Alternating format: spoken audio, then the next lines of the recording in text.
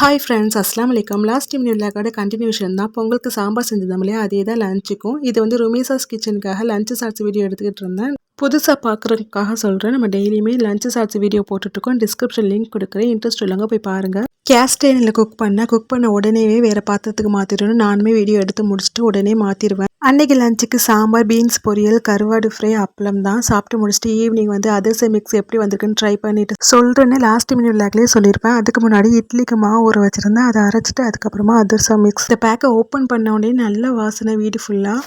இதுக்கு நம்ம எதுவுமே சேர்க்க தேவையில்லை. அந்த மெதுவடை மிக்ஸுக்கு தான் உப்பு தண்ணி சேர்த்து ½ அன் ஹவர் ஊற வச்சு அதுக்கப்புறம் போடணும்னு சொன்னாங்க.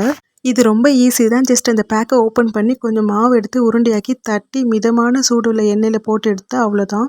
அதிரசம் உண்மையாகவே நல்லா இருந்துச்சு. அதோட ஸ்ட்ரக்சர் அண்ட் டேஸ்ட் சூப்பராக இருந்துச்சு. கொஞ்சம் வாட்டரியாக இருந்துச்சு. 10 out of 9 கொடுக்கலாம். Please subscribe our channel. Thanks for வாட்சிங்.